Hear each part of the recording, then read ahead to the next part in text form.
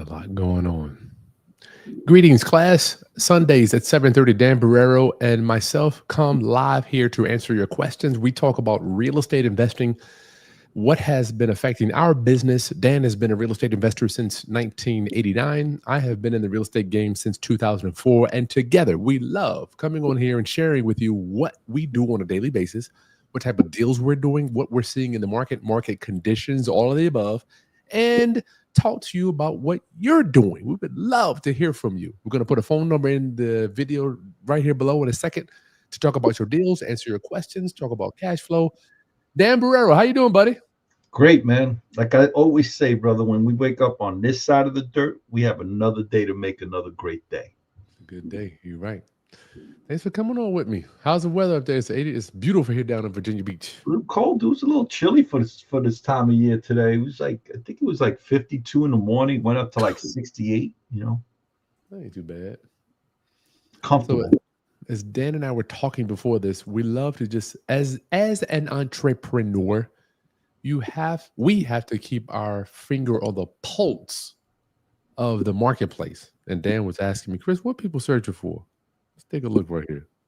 I like to, Dan, both of us like to see what is it people are searching for out here? What are they looking for? So let's bring it up, Dan. Let's just talk about the state of our internet market here. No, this is showing the state of mind of the American population, It's unreal, Dan. right?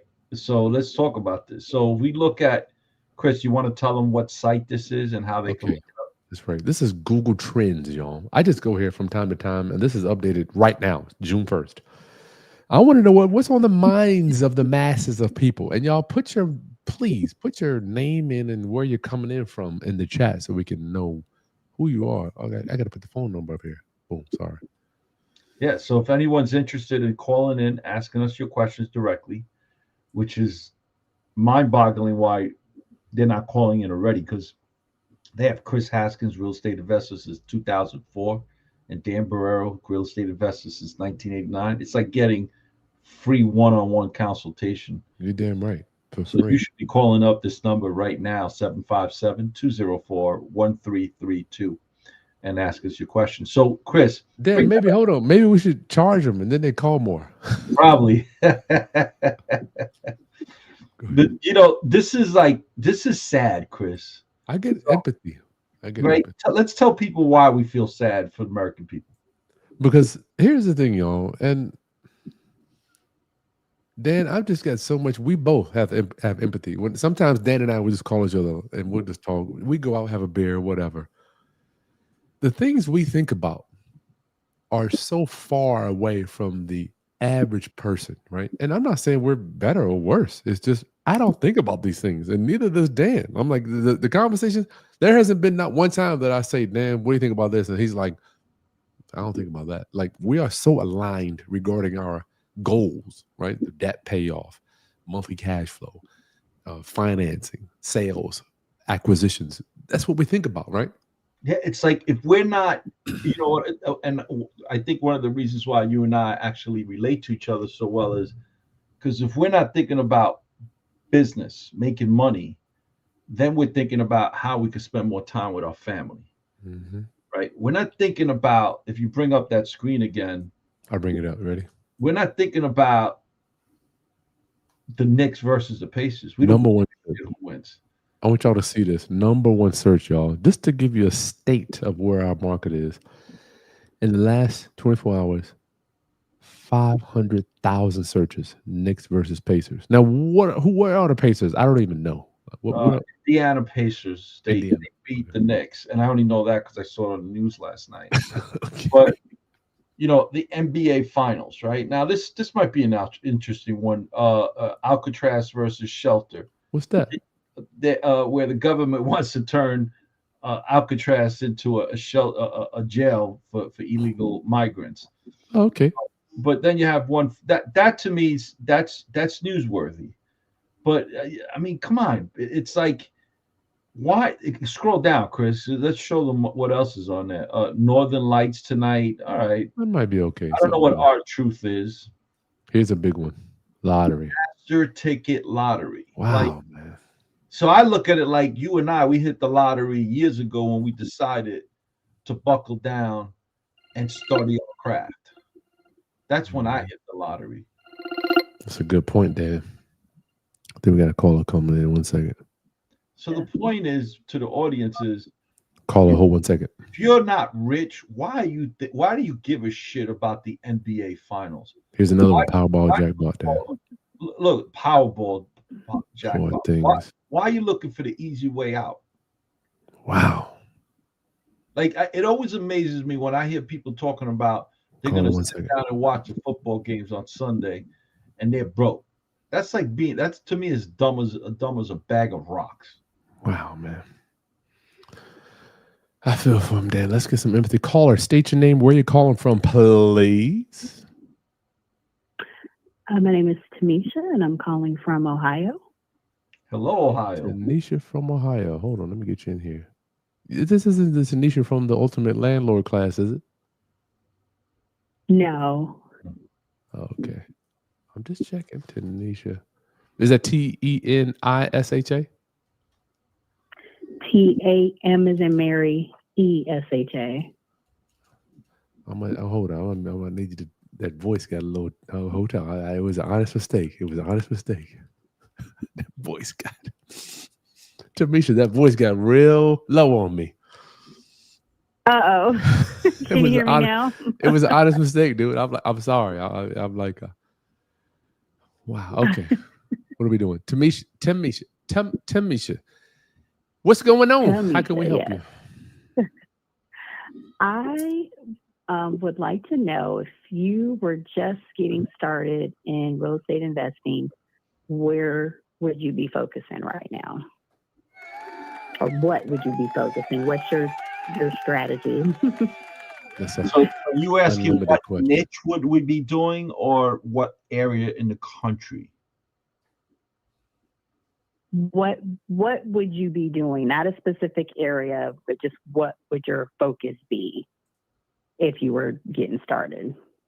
Man, that's a deep So question. can I ask you, if you don't mind me, can I ask you a couple of questions so I can have a better background about you, and then we could actually give you the best advice? Can we do that? Sure. Yeah. So you're in Ohio. If you don't city? mind me asking, how old are you? How old am I? I'm Yes. 46. All right. And so what profession are you in? You could be vague if you like. I currently work for a nonprofit Christian ministry, but I have a real estate license in the state of Georgia. That's where I'm originally from. Okay. Do you have any like what are your financial obligations? School loans, any kids, anything like that? Yep. Student loans, 2 kids, don't have a mortgage, sold my home to move up here and remodel my husband's childhood home. So that's what we've been working on for the past 8 months. And I'm just looking at the cost of living here, and homes on the market are super cheap, and I'm getting really excited. So I've been putting money aside, getting my credit better than what it is, and I'm ready to go. But I want to know, where should I start? What should I be looking at? Multifamily, single residence. What would you do in this current climate? Do you want to stay in your neck of the woods? Yes, to start. Yes. Where are you? Cleveland? Are you Akron? Akron. Okay. I'm not familiar with Akron. Is that mostly single family homes, multifamily homes? What does that look like? Mostly single family. There are a few multifamily. Multifamily I'm seeing it more so in Canton than Akron, but that's like 20 minutes from here, so super close. So Canton, Ohio, that's over by this big college there. That's a feeder school from Notre Dame, right? I forget what's the name. What's the name of that college in Canton? Oh my goodness. I know it's a Jesuit college. It's a big college. So for 8 months, so I'm still learning my way around. She All right, so we're gonna go over 5 minutes with this one, Chris, only because I asked a lot of questions. If you don't mind, I already know. you already know. um, I would advise if it were me. Now, Chris does it differently than I do, and this is why I love going on with Chris because both sides work. It's just a matter of your temperament, your risk tolerance, your personality, Time availability. your time availability. I would go with multifamily, and I'd go simply because when I go for an estimate for a roof, for instance, right? If I have 4 doors under that roof, Mm-hmm. it's going to cost me almost the same amount of money as putting on a roof on a 4 family versus a single family. Assuming it's the same square footage on the top, right? I'm going to go with a Mm-hmm. multifamily because when I have a vacancy in a multifamily, I'm in a 4 family. I'm only 25% vacancy rate. I'm not 100% vacancy rate. I don't have to work, so there are other reasons why I would go with multifamily, but I just want you to understand something. Whatever side of the business you go in, whether it be wholesaling, whether it be fix and flip, understand that the real money in this business is on the long-term hold. So if you want to do fix and flips and you want to do wholesaling, that's great, but that's what you should be doing to generate the cash for your bigger down payments so you have a bigger cash flow at the end of every month. And it allows you to grow faster and gain more acquisition. But the real money in this business is in the long-term hold. What would you say, Chris? Tamisha, I wish we could go to dinner and talk for 2 hours, but we don't have that luxury unless you want to get a consultation, which I highly recommend you, either one of us or both. Tamisha, Okay. what is your time availability? Are you like, because you're working for a nonprofit, thank you for whatever you're doing. I'm sure it's affecting the community. Yes. So I'm pretty much working remote, so I have a flexible schedule. Typical hours 8 to 5, but my evenings are open. Yeah, but you got 2 kids and a Studying husband. to get my securities licenses as well. But that's something I typically do like 4 o'clock in the morning. So Okay. But you're still a mom and a wife too. I mean, that requires that has some time too. yeah, we get our time in on the weekends, get out and bike ride and walk the trails, but I get up super early in the morning so I can set my day and figure out what I need to tackle. Okay, before I just give you a million things you could be doing, is like, look, man, the reason you're here is for family, so I don't want to minimize that. And I'm glad you have a family. So for me, I'm thinking like, good God, where would I even start? You've got some capital, you've got some time, your credit is great, you got some reserves, your cash flow is okay, Mm-hmm. you don't have a mortgage, so you have Yes. a lot of things working for you. So it sounds like we need to be we need to be focusing on wealth building as opposed to trying to figure out how to make more money, correct? Yes. Good. Okay. So we got 2 wheels in real estate. You got income wheel and the wealth building wheel, right? Or crank, I like to call it. You can crank up one or crank up the other.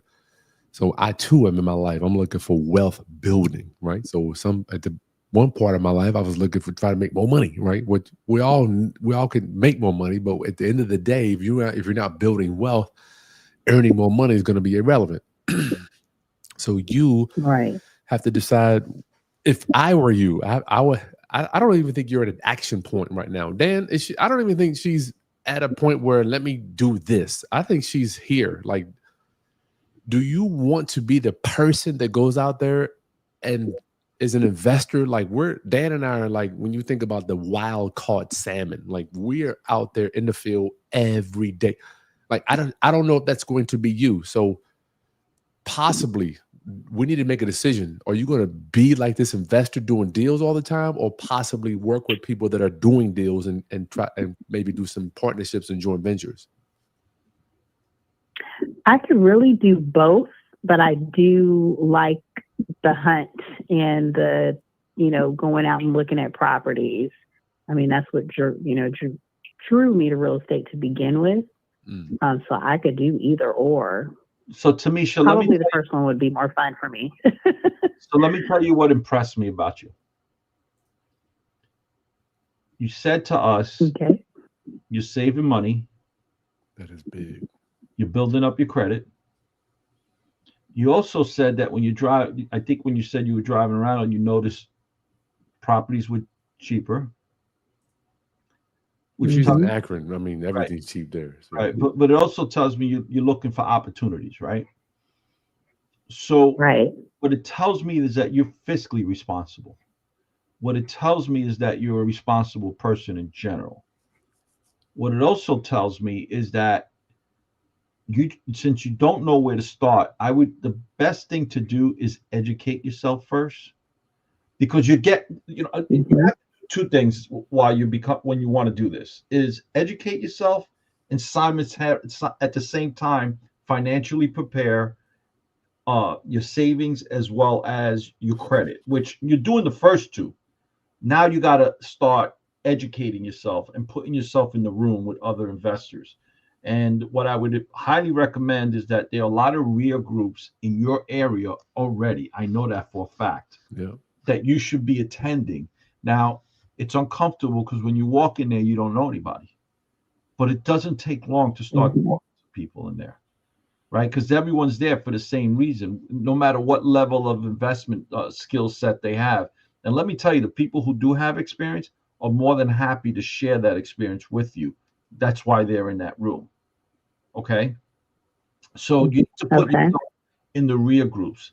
I host a free mentorship class every single Wednesday night. If you go to danielborrerojr.com, there's going to be different clicks that you could go to. Just click on the free mentorship class. It's free to attend. It's free to learn. It's free to network. Okay. Now, Okay. when you're in those groups, and you're going to start talking to other people, you'll have a clearer outline in your mind about which direction you want to go in, because it's going to be about what resonates with your personality. So, for instance, I don't do Mhm. single family homes. Chris loves single family homes because that's what resonates with his personality. And he does exceptionally well, right? So, just because I don't do single family homes doesn't mean that you shouldn't. Does that make sense? Okay. Yes. Get educated. I wouldn't take any action yet. I would go out there and do the feelers, hang out on my channel, go to Dan's channel, see what we're doing, see what you would like to have a taste for, because there's a million ways to get paid in this game. Million ways. Mhm. All right, Tamisha, I hope we gave you Okay. some value. Yes, I appreciate it. Thank you. All right. Thank you. Thank you for what you do too. Appreciate it. Yeah, thank you. Thanks for saying that. Our wives don't give a crap about what we do. Lord help me. Tamisha cares about us, man. Princess, did you hear that? Did you hear that?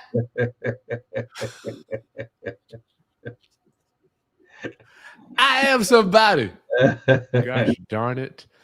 Listen, call in with your comments and questions, 757-204-1332. Dan, wow, can you imagine? Dan, do you ever think starting all over again? Has your brain ever even went there? I think about it all the time. You know what, man? I probably used to until about 3 years ago, 4 years ago. What? It was about 3 years ago I realized like maybe I have enough.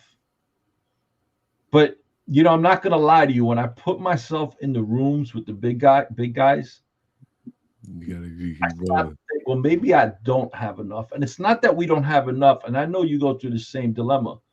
It's not that we don't have enough to live. We have enough to live very well, especially because you and I, we don't live lavish lifestyles, right? No way.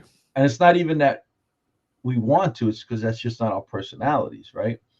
But it's about ego. It's about that fire still, as much as we try to put water on the fire in our hearts, in our chests, you can't turn that fire Always off, man. something.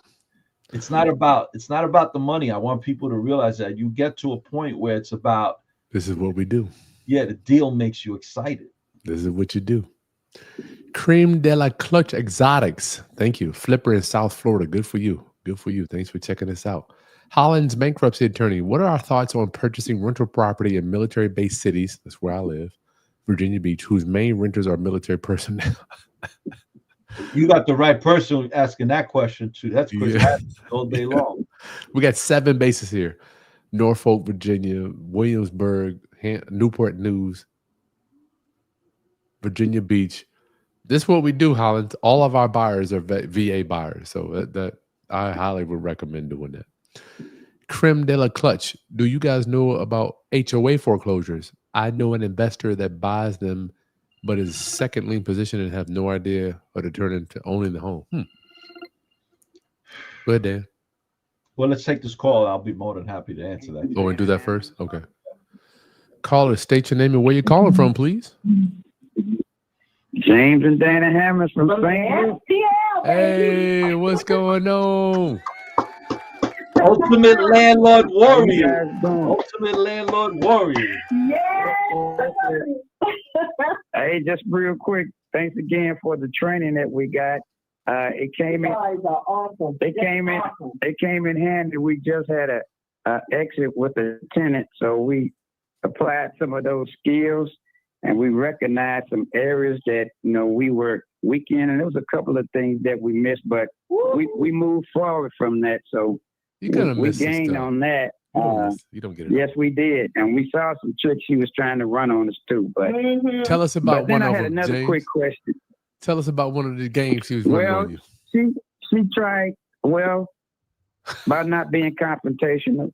Yeah. She tried to make us go off and start because she videotaped. She shouldn't have been there in the first place, but that's our fault. But she was recording everything we was doing as we were going through the inspection, and we were recording too. And so, but okay. she started asking questions, and I wouldn't really get into answering the questions, but her and Dana was kind of getting a couple of words, but then I was Dana, about to turn Dan on us. but she Oh, quickly set Lord. it down. Oh So- my goodness. Dana, don't. Oh, but I kept my composure. Yeah, Let's so ask that was Dan. great. But one quick thing, Hold up, James. Dan, Huh? what do you think about a new applicant that comes in recording everything you do? What is it, Dan Borrero? Were say? they a new applicant? no, she was leaving. She was exiting. Oh, she's an exit. She's Okay. gone now. Okay. Okay, but remember, James and Dana, we discussed that in the class, right? We never do the walkthrough when, Right. when, Never. when the tenant is there. Too much We need- confrontation. We didn't have that in the lease. Right? We leave a lockbox on the door. We give them the lockbox key. We tell them, send us an email when they finish vacating. Then we go. Because we don't want to deal with that confrontation. Right. Brad, we learned that we had already set it up when we learned that from you guys, so we didn't want to backtrack Okay. and cause an issue. So we just went ahead and went forward with it. But All right. never again. Go ahead. Another quick question. You guys can ask. I'm going to make it quick. My cousin has a property here in the city that was damaged from the tornado. Mhm. And so I'm just trying to debate. I'm trying to help her go through this situation, whether we should tear it down because it's a lovely brick place, but it's just damaged. Or should we just tell her to take it down and to maybe just hold on to the property, or maybe just go with new construction? So that's what I just kind of want to know maybe what you guys might be. Yeah, she didn't have any insurance. So it's going to be either a private money deal or a loan from something or whatever. So just trying to feel this situation out. And I just want to know if you guys might have had some advice. If you're going to tear it down, the best Go person ahead. to ask is Chris. Chris, when you buy property, what makes you decide if you're going to be tearing it down or renovating it back up? The main thing I think about, James, when we tear them down is the cost of renovation going to exceed which one is going to give me more money? Right. So Mhm. if I'm going to tear Gotcha. it down and I build a new con, I can make 70 on the resale, I do it. But if it's a property where I can put X amount into it and make 50 on a renovation, I just do that too. Because one thing I did learn, a beat up house is worth more than just a vacant piece of land, generally speaking. Now I haven't seen this property. So you can usually sell a piece of real estate that's on the land for more than what just the dirt is. Usually. Now if it's complete, if the wall's falling in, there are some boundaries to that. How bad is it? It's pretty bad. I just had a contract over there. He said he can do a lot of the work for about 27.5. But it is, yeah, it was a red sticker on the door. Yeah, but it still needs some more work on it. Okay, so what's the real number to get it And back then, the way it should be? oh, inside and out. Yeah. Let's see. I had a quote from one guy before it got hit, and he said it was about 200. 200,000 to do the work. Right. And what's the Now how's it I'm work? trying to get. Well, I'm getting an accurate quote. An investor down the street was telling me that the ARV he got was 330. I'm still investigating that because I'm, I don't believe that number, but There's a lot of room on that bone. What'd you say, Dan? Doesn't seem like there's a lot of meat on that bone. No way to do a $200,000 renovation. I would much rather do a $200,000 new construction as opposed to doing a 200. right. I have never in my career done a $200,000 renovation, and I have built houses. So then the next day was, I was trying to figure out how maybe I can get the property from her at a reasonable price and just take it down and do new construction on it. That's what I thought. Yeah, And maybe make it it's a fourplex. Maybe make it a duplex or something. I don't know. yeah. You got to do some research. You got to see what the zoning is. You got to see what the setbacks are. You got to see what's surrender. It's usually grandfathered in, Dan. You just look at the zoning. The zoning will tell you all that. You can build on it. If there's a house on it already, you can build on it. Usually. Yeah, but you want the zoning to tell you what's the maximum size house you could get, and if you could make a mother and daughter or a 2-family, which will now increase the value, the resale. It's gonna be a while. It's in that regentrification area, and the city right now, they're just still trying to get their feet on the ground as far as. I mean, they've been doing a lot of work, don't get me wrong, but as far as the background work, as far as what we're going to do about permits, how long you're going to have before you got to do something with the property, all those things, they haven't come forth with yet, let alone anything for assistance from the government or whatever it might be. So, yeah, new construction. Okay. If I would go right. But say if I were there, right, I would call up my guy, like, look, give me a number. It wouldn't be a lot of doing this and that. And that. He builds houses every day. This is what he does. It costs me 10 grand to tear it down. Boom. It costs me this much to get the infrastructure and the tap fee. Boom. So we got to know what our fees are first before we can make a decision on any of this stuff, man. I'm $100 a square foot to build. Right. I'm, I know this stuff where I'm at. So we got to just get tapped in with a builder there. Would you say, Dan? Absolutely. Right. Yeah, let's get tapped in with a builder there. And the way to do it, just I drive think around, I'm dude. just gonna Drive around. I think I'm just gonna help her get it stabilized, and then that way she can decide what she want to do with it. Yeah, no doubt. Good idea. Yeah. Okay. Call it in. Thanks for All right. calling, guys. Good seeing you. All right. Ultimate landlords. Thank in you, the building. guys. Thank you all. All right. We'll talk to you next week. Peace. Yeah. All right. Bye. Sounds like a 2 or 3K wave. Shit, I would not do a 2 or 3. Dan, would you borrow money? Look, I think 203K loans are great. FHA loans are great too. I mean, sometimes everyone needs She's help. moving into it though. At 2 or 3K, you can't just buy a house and fix it up and sell it, can you? When you're moving it in, right? But there's I want people to realize there's a reason. There's a reason why real estate investors don't use FHA loans with 203K loans. A lot of contractors don't want to work with you when you're using a 203K loan because they hold up their money. And I suspect everything. Yeah, I suspect it's going to be even more of a holdup with all the cuts. Tornado stuff. DC. Oh yeah, that's true. That's rough. You want to go back to that question, Chris, until someone else calls us? That HOA question. Hey, y'all. Call in with your questions. 757-204-1332. We got So the question earlier was about, that he has a family member that's been buying the foreclosures from an HOA. There you go. that's all dandy, right? So the HOA gets their money,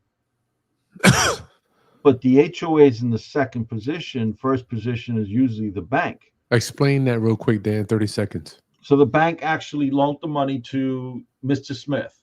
Mr. Smith didn't pay the HOA, and most likely Mr. Smith didn't either pay the bank. Most of the time, that's what happens. Mm-hmm. Very rare is when they're not paying the HOA, but they're paying the bank.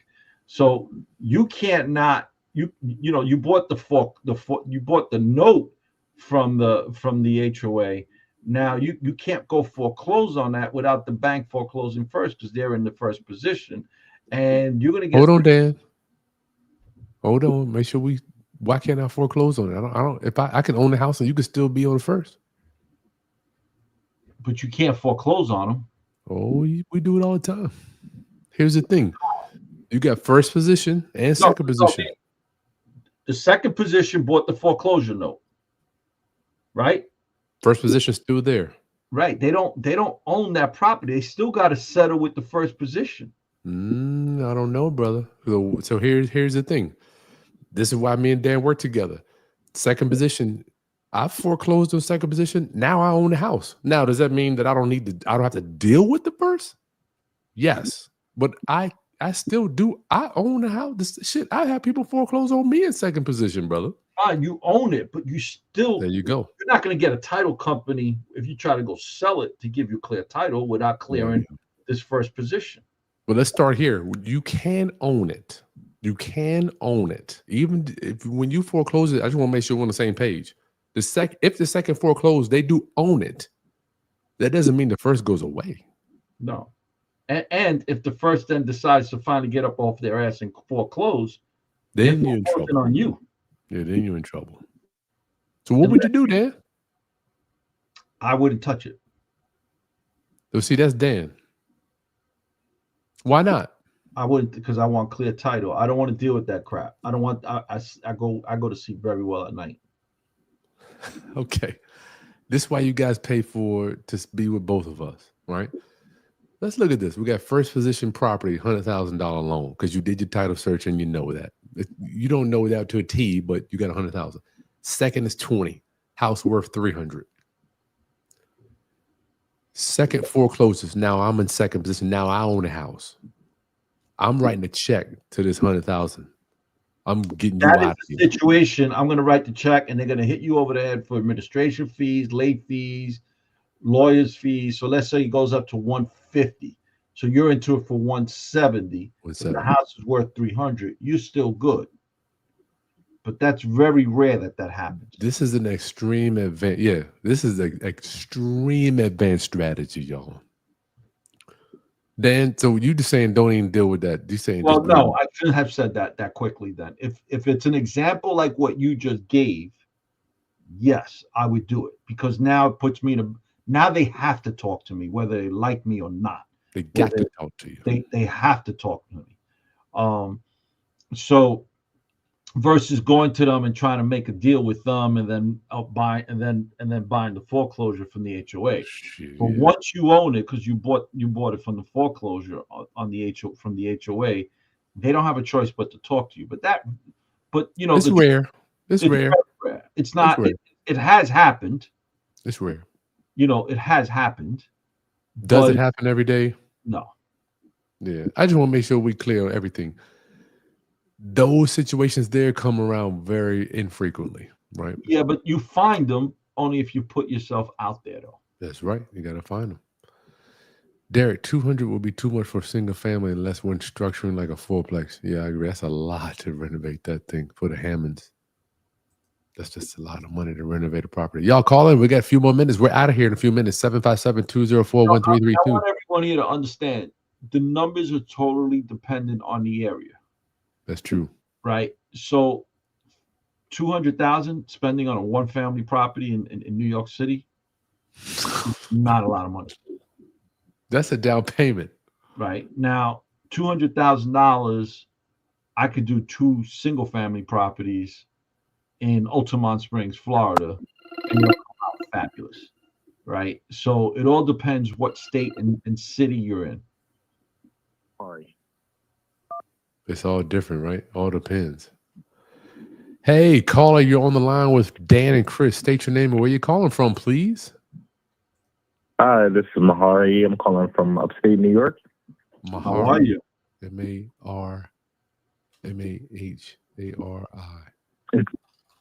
Mahjari. Yes. Shit, I would have never got that one. I'm doing my best here, man. I'm doing my best. Mahari, how can we serve you man, today, brother? You're good. I get. So I was just listening through the IG Live, and I was hearing a bunch of feedback coming from for Tamisha, and I'm 26 years old. I'm living in upstate New York. I have a duplex that I'm living in right now. I have it currently rented out on the outside, and I bought it about probably like a year and a half ago now. And it took a little time. I bought it with a tenant who's on Section 8, so I got a little bit of that market for a little bit. And then she moved out, and then I had time to renovate it. So it took about 6 months. I'm not the best saver, so I kind of dipped into my savings a little bit and had to renovate that. And then I got it ready at the top of the year with a good tenant who's kind of like covered mortgage and a little bit extra. So I kind of called, kind of looking like, what do you guys suggest for like the next steps going into it? Because I kind of do want to scale the business. I opened up an LLC about 6 months ago. So I'm kind of looking to grow the business now. So you're 26 years old. Where's the property at, if you don't mind me asking? So it's in the city of Rochester. Clap it up for this young man. 26. Dan, what was we doing at 26? A year from I bought my first property at 26 and a half. I bought mine at 28. So you beat both of us. So yeah. I don't want to minimize that, okay, Mahari? Oh, I appreciate it. Mahari, what kind of work do you do? So I'm a banker. Okay. So Rochester, I graduated from Brockport, right outside Rochester. Oh wow! So you're right down the street. Yeah, and back in the days when I'm going to be dating myself, but Kodak was like the biggest employer in Rochester back then. Oh wow! They ran Rochester back then. Definitely was. Kodak sneezed. They would get a flu. Everybody would get a flu. Look, the reality is it's not difficult to scale up there. You already have the experience. You already understand how to deal with money. Is that what Bellamy is, Dan? No, Bellamy's closer to Albany, the opposite direction. Oh, okay. Oh, shit, yeah. Way up there. But the truth is, how you are developing I'm sure you're developing relationships in the area. You need to start becoming, you being a banker, you being so young at this, you need to start becoming involved in the community, in community affairs, whether it be block party associations, whether it be RIA groups, whether it be when the police the sheriff's department has those CPOP, what they call CPOP community affair outreach programs, where they come and talk to people about what's going on in the area with crime and how to avoid it and how to decrease it. That's where you need to start going. You need to start attending the community board meetings. You need to put yourself on the mailing list for the community board, as well as the city council, the councilman, the state assemblyman, right? Because they're going to be sending you newsletters telling you everything that's coming before. It's going to be in the newspapers, but nobody reads the newspapers anymore. But now you're going to be getting it directly into your email address. You want to put yourself in the room where all these people are at, and you want to become the person of service. When you become the person of service, people will also come to you with their deals. Hey, my mom just passed away. Hey, my aunt is having problems with it. She wants to sell my grandmother's house.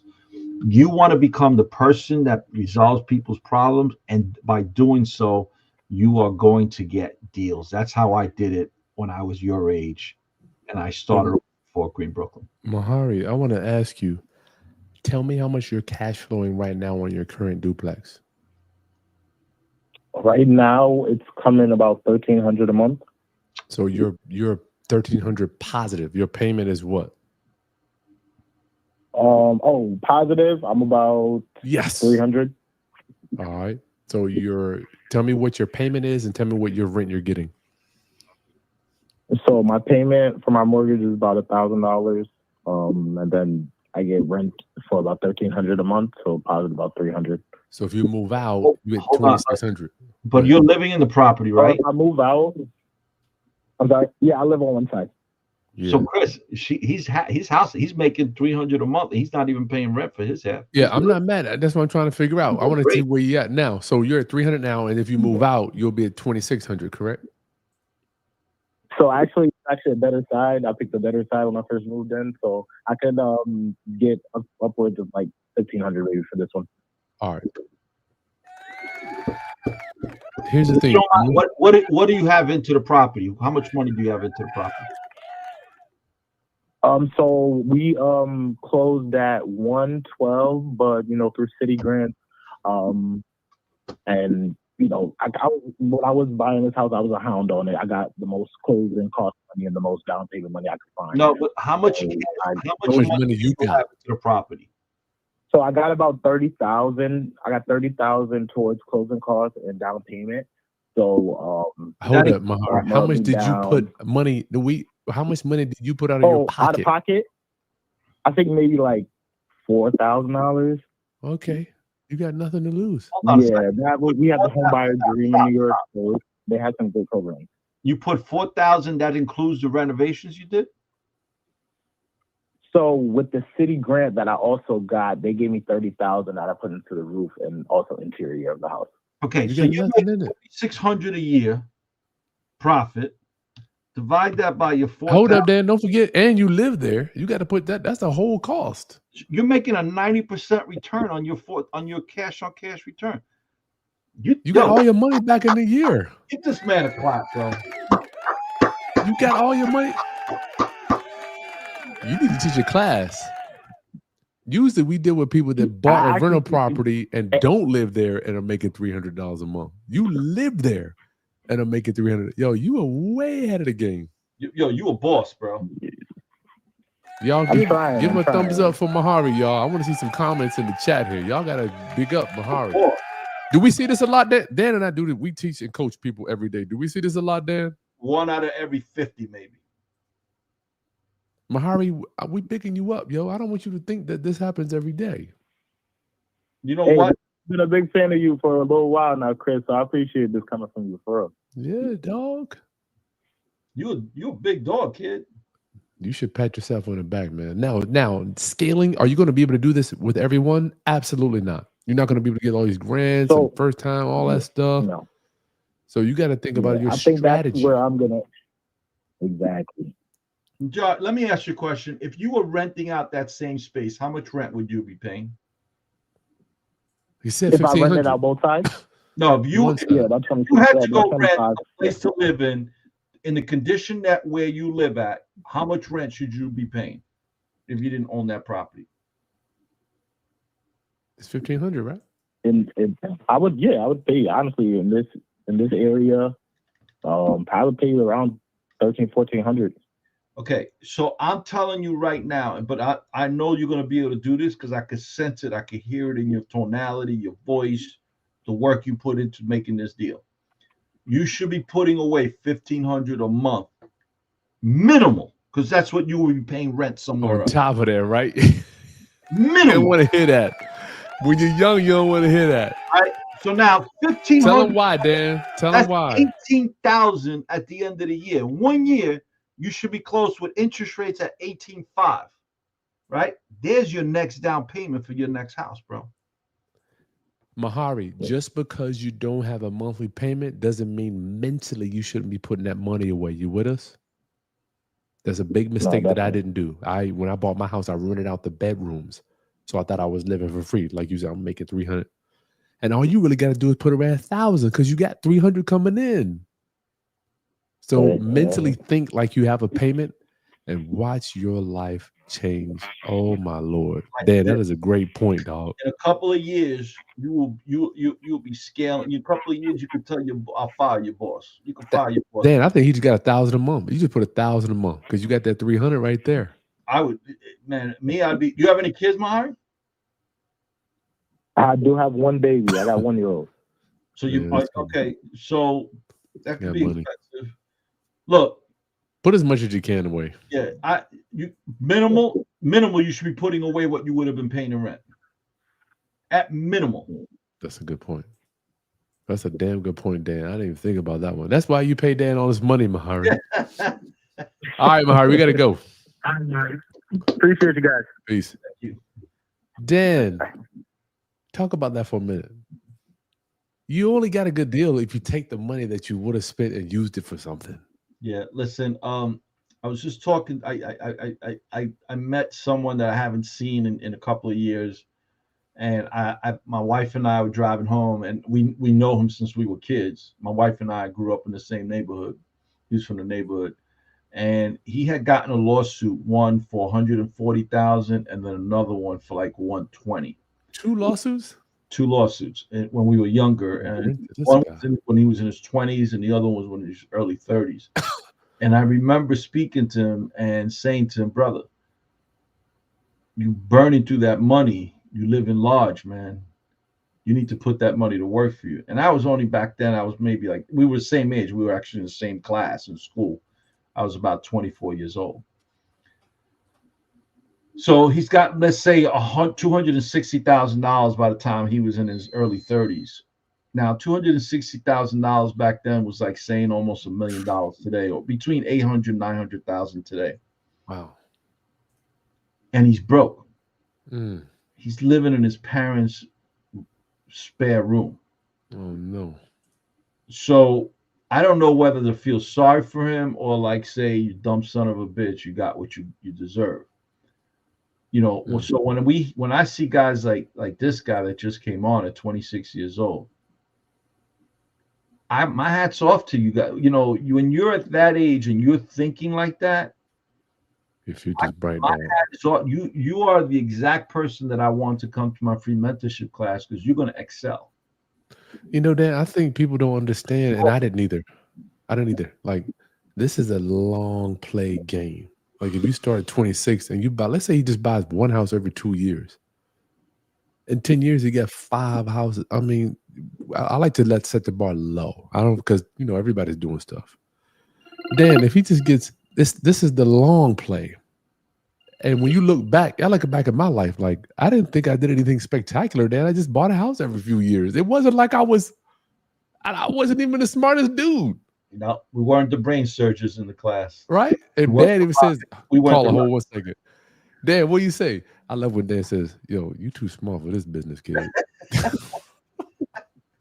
Because you know that some people make this business more complicated than it is. Like, I always remember Joey, like, Joey, bro, I can't have you around me, bro. You're too smart for this business. You complicate things.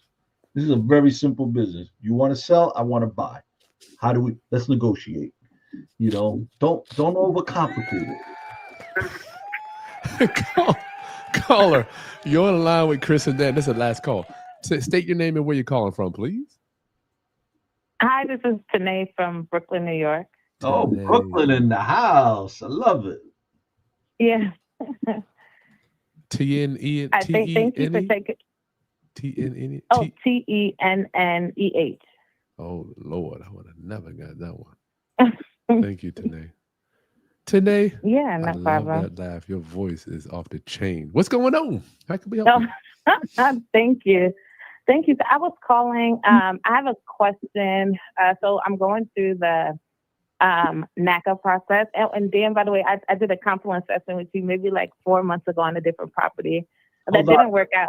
Just to refresh my memory, is that the property that was by East New York? Yep, that was it.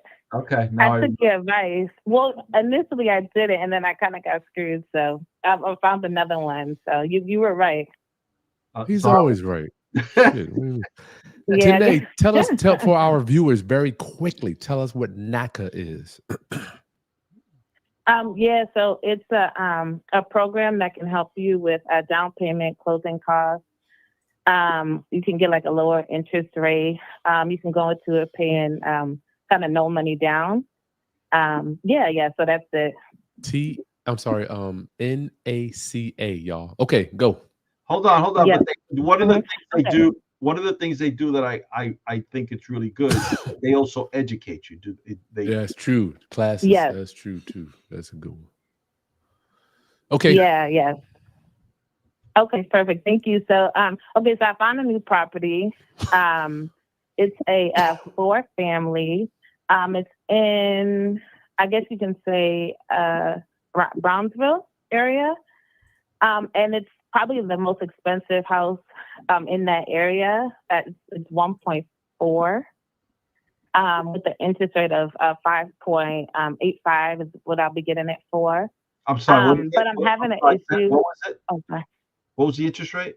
The interest rate is 5.85. That ain't bad. Mm-hmm. My issue is that it's really expensive for like that area.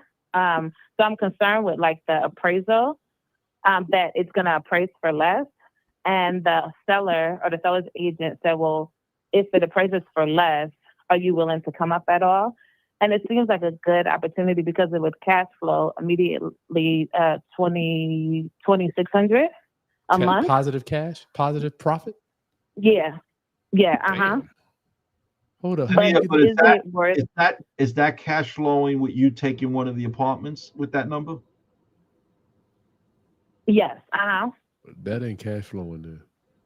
No, that if it's cash flowing 2,800 with her living in one of the apartments, that's actually not bad.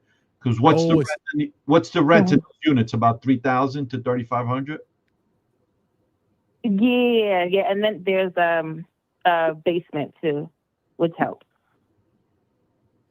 Is it an storage. approved basement? Okay. It's a storage. Yeah. We had nightmare stories with that too. Go Yeah, ahead. but she could use it for storage and for laundry rooms. Okay. As long as she doesn't use it for a living space, she'll be fine. Yeah. So Tania, so it'd be about. what's your concern? So does it make sense to pay over like the appraisal value to come up at all? Because it may appraise for less. It's really expensive for that area, and I'm just not sure if it's worth it. Like the cash flow is good, but is it ever a good idea to pay over the appraisal amount? I would tell you, Chris and I are in a position to take that risk. But we take that risk when we know that there's something coming that's going to push that asset value up, right? But in your situation, going through NACA, your first time around the block, especially buying, I know what the numbers are in that area. I'm assuming it's a brownstone or pre-war construction. Yeah, it's fully renovated in 2019, so it's a nicer. Yeah. I don't know if I would go above the appraised value because I don't think you have the safety net. Yeah. To overcome that catastrophe if something should happen. Yeah. Okay. Right now. Okay, that makes sense. Even I wouldn't do it either. There's very few times I would do that, but I have to know something. But I only do that when I know what's coming. Right? If like if they're opening up an Amazon center, or that's going to bring in, let's say, 100 new jobs, right? That 100 new jobs is going to create literally almost between 500 to 700 jobs, and for every one of those jobs that's created, every second job is going to need a new place to live in. So if they created 1,000 jobs, what that really says is that you need 500 more doors for people to live in. Right. So, but that's when Chris and I will take that chance. When you're going through NACA your first time around the corner, I would not take that chance. No. Okay. There's your man on that. Tanae, I hope he helped you. Got it. Yeah, thank you so much. I appreciate it. Thank you both. Dan, I want to ask you, where in the world, I'm being devil's advocate here, where in the world Or are we buying houses at fair market value and getting $5,000 a month cash flow? Something just doesn't. It's not registered in my brain. I would go there. I would go buy houses there every day at market. Oh no, let me finish. Where are we buying houses above market and getting $5,000 a month cash flow? Yeah, but Something's not making sense. These numbers are high. She's not paying. She's paying. I don't know what she's paying, but she's got to be paying between $1 million to $2 million. Yeah, but why do I care what I'm paying? I'm making $5,000 a month cash flow. Because if you're putting in $1 million to make, in her case she's not. But let's say you and I, let's say we had to put in 500,000. We'll finish here. One second. Hold that thought. We'll get back to this. Last call. Caller, state your name. Where you calling from, please? We got to get off this phone.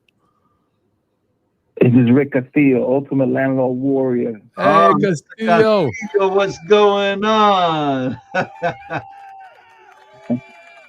Pretty good. Thank you, guys.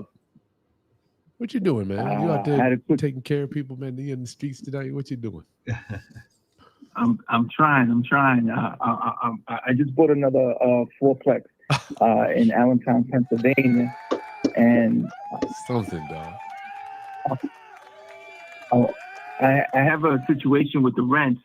The rents they're undervalued right now. The rents, and I could bring them up to value by just letting them know that the tenants know that I'm going to raise the rent, or I can do one by one and rehab the apartment and bring it up to about maybe 1,500. I could bring it up to from 9,000 to about maybe 1,200 as is. I'm just wondering at what point do I know whether it's worth it to rehab it or just bring the rent up? Okay, so we covered that in the class. We covered it and we didn't cover it. First thing you need to do, right? We covered this part in the class is you need to know what can you legally raise the rent according to whatever the township and the county says you can, right? Because we may say, listen, they're paying $900, but the market value is $1,200. I'm going to raise them $1,200. But if there's a cap restriction in that particular town or city or county, according to the law, then you got to go according to what the law is, right? But let's assume that there is no cap restriction, and I would send them that increase of rent. You're going up to $300 more, and I would be sending that certified return receipt, email, first class mail, 4 months in advance, right? Giving people, listen, you got 4 months to figure out if you want to stay or you want to leave, right? Now, for those individuals that do leave, those are the apartments you start renovating. Now, should you renovate them? Absolutely. The truth is that when you renovate it, you're going to renovate it so that you make it headache-free for yourself, right? Putting in separate water heaters, putting in separate heating units. You're renovating the bathroom, the kitchen, the light, the light fixtures, the moldings, the floors, the windows. That way you don't have to worry about this, and you're not going to get those calls late at night, right? As each apartment empties out, you go and you renovate it. But as far as increasing the rents, first understand what the housing laws in that area are so that you comply with the housing laws. Good point. Right. Yeah. There's no cap over there, so it's basically I can raise it to market without issue. Then I don't see a problem with it. What's staggering, right? When the lease is over, what does he do, Dan? When the leases are over, you just boom, hit them with what I would do too is I start working in the hallways. Well, I wouldn't work in the hallways because you're going to be renovating the apartments, but I would start working on the exterior of the property. What needs to be done on the exterior? Do you need a new roof? Do you need new painting on the siding? Do you need new landscaping? Does the driveway need to be repaved? Or does the sidewalk need to be new concrete? See, what Dan is setting the tone for a regime change. He is setting a tone, right? This is something he's not necessarily doing it willy-nilly. He wants people to know, like, look, stuff's moving. Boom, boom, boom, boom, boom, boom, boom. Right. So you're going to be getting a rent increase, but you're going to get an increase in services and quality of life. Now, if they still choose to leave, no worries. As each apartment leaves, I'm going to renovate those apartments. Excellent. I agree. Thank you. All right, Castillo. Good to hear from you. My ultimate landlord in the building, ULG. When are we having our meetup? We're gonna send it all out tomorrow. We send all the information on the email out tomorrow. Well, let's Then- just say it for those. Thank you. Let's put it out there. Everybody that attended that decided to become an ultimate landlord warrior and attend our 5-week mastermind class. That was something, Dan. We're doing a free meetup in New York City on July 20th. And NYC. So, guys, this is part of what you get when you come to our classes. Put yourself in you the want room. to be put on the next waiting list, which will start. That class will be in late September. It's right in the video description. The link is below, right? It's a waiting list, and we're gonna this time we're gonna cap it at 40 people.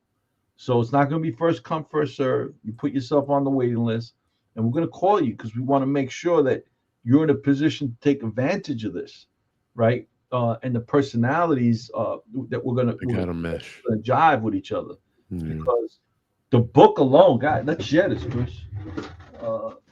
You have your book, Chris? Mine's on digital copy. I got mine right here. Oh yeah, yours. I got it right here. Book that all of our mentees got. 137 pages, guys.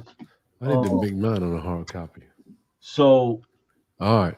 This ain't no joke. If you want to become an ultimate landlord warrior, the link is below for the next class. Get yourself on the waiting list before you wish you had. Yep. I'm so glad. Every time I talk to Dad, I learn something new. And all the documents and the notices you send out to the tenants, how to raise rent, the time frames. Thanks, Dan Borrero, for that. Look at that. Miss James, absolutely worth it. I'm telling you, man. To hang out with Dan. Dan, I was hanging out with Ron LeGrand last week for a day. And the people in that room, you're talking about I can't even imagine the tens of millions of dollars of net worth in that room with those 10 people. Guys, you got to be in the room, even if it's a Zoom room. But Dan, go ahead. Anything else? No, Dan, we got to go. I want to ask you, where in the world, like where I live, right? If you pay fair market value for a property, you ain't getting no cash flow. So you're telling me I can go to Brooklyn? No. She's in a different situation. She's going through. What's the difference? Think about this. Right now, the average mortgage is about hitting 7%. She's getting 5.8. Plus, she doesn't have to come up with as much money for her down payment, nor does she have to come up with her. They're giving her money for closing costs as well, right? So her closing costs are less. In addition to her interest rate is less. So that 1.8, 1.2 of a lesser interest rate makes a phenomenal difference on your monthly payment. Right now, we've discussed this on the mentorship on the Ultimate Landlord Survival Guide Mastermind. Anybody buying in New York City, I'm going to tell them, don't do it. The laws here are outrageous. You could get stuck with a bad tenant for 2 to 3 years with no money. So this is why I tell people, when this is your first property, you got to run your numbers real tight, and you can't, don't get emotional into the deal and walk away from it. Yeah, but Dan, you can't pay above you shouldn't even be paying market. That's my point. I'm like, the woman who came on earlier, she's in a different situation. But you're not letting all the people know. You're not letting us know. You're like, pay market value. That's how I started, and I lost everything, paying market value. I have paid market value, but like, I'll give you an example. When I was buying from the banks in 2010, I was paying market value because I didn't care, because it was increasing. Everything was low. It was increasing at 0.75 per month. Who gives a shit? Let's say it was at almost 1%. That's a 12% increase in value, even if I did nothing to it. But the value had actually dipped in 2010, Dan. No, it was 2008. I started buying in 2010. And you know who I was selling to? Was the international buyers. Because everybody in the United States was listening to the news, and the news was selling fear. So Americans couldn't see the individual trees in the forest. The foreigners were seeing the individual trees. I was buying them. I was fixing them, selling it to the foreigners. And back in 2018 and 19, those same foreigners that bought from me started selling to the Americans with huge profits.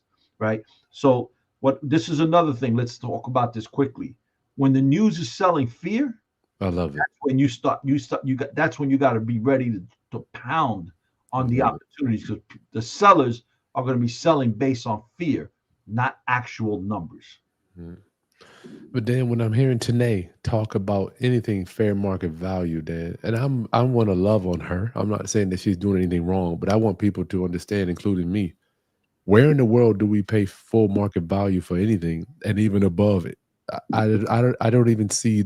Chris, man, Generally New York City, speaking, brother, this is an animal all in itself. You but cannot compare New York City to other markets. okay, Dan, even if you went cash, if you paid, let's say $1.5 million. Let me rewind. If you got some financing at $1.5 million, you put $200,000 down. People would buy every day if they could cash flow that. They can't. How are they cash flow? I just can't. That's from coast to coast. The fair market value doesn't cash flow finance, dog. I'm trying to figure out how does this work. In general, even at below market value, in general, New York It's City, not cash flowing. it's like people come to me with buildings and they're like, "Listen, you're going to get a 3% cap." I'm like, I can put my money in the bank Get in a 4%. brokerage account and get 4.25, and I ain't got to talk to a tenant, an attorney, none of my to a contractor.